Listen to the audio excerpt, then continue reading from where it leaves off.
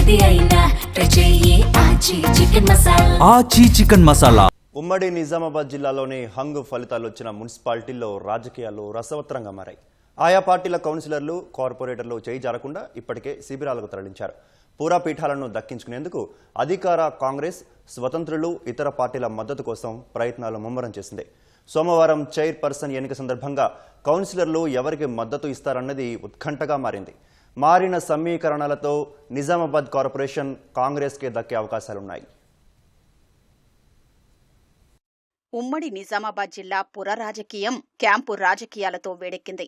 సొంత పార్టీల నేతల్ని శిబిరాలకు తరలించి చేజారకుండా చూస్తున్నారు. అధికార కాంగ్రెస్ హంగ్ మున్సిపాలిటీల్ని కైవసం చేసుకునేందుకు వ్యూహాత్మకంగా పావులు కదుపుతోంది. 60 డివిజన్లు ఉన్న నిజామాబాద్ కార్పొరేషన్లో కాంగ్రెస్ 17, బీఆర్ఎస్ 1, బీజేపీ 28, ఎంఐఎం 14 వార్డుల్ని గెలుచుకుంది. నిజామాబాద్ కార్పొరేషన్ మేయర్ పీఠం తొలుత ఎక్కువ డివిజన్లు గెలుచుకున్న బీజేపీకే అనుకూలంగా ఉందని భావించినా ప్రస్తుతం కాంగ్రెస్, ఎంఐఎం, బీఆర్ఎస్ కార్పొరేటర్తో కలిపి కాంగ్రెస్ బలం 32కు చేరడంతో నిజామాబాద్ కార్పొరేషన్ పీఠం హస్తం పార్టీకే దక్కే అవకాశం స్పష్టంగా కనిపిస్తోంది.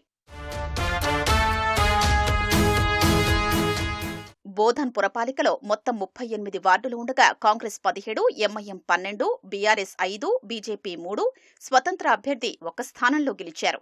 ఇక్కడ చైర్మన్ పదవి కోసం 20 మంది కౌన్సిలర్ల మద్దతు అవసరముంటుంది.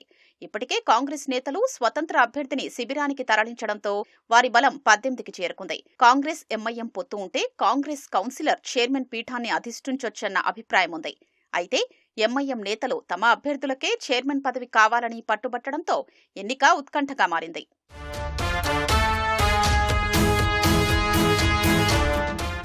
కామారెడ్డిలో మొత్తం 49 వార్డులు ఉండగా కాంగ్రెస్ 19, బీజేపీ 16, బీఆర్ఎస్ 11, స్వతంత్రులు 3 విజయం సాధించారు. గెలిచిన 3 ఇండిపెండెంట్ల చేరికతో కాంగ్రెస్ బలం ప్రస్తుతం 22కు చేరింది. దీంతో చైర్పర్సన్ పదవిని ఏ పార్టీ చేజిక్కించుకుంటుందోననేది ఉత్కంఠ నెలకొంది. ఇప్పటికే ఆయా పార్టీల నేతలతో కాంగ్రెస్ ముఖ్యులు చర్చలు సాగిస్తున్నట్లు తెలుస్తోంది. సోమవారం చైర్పర్సన్ ఎన్నిక సందర్భంగా శిబిరాల నుంచి నేరుగా వచ్చే కౌన్సిలర్లు ఎవరికి మద్దతిస్తారనేది సర్వత్రా ఆసక్తి రేపుతోంది.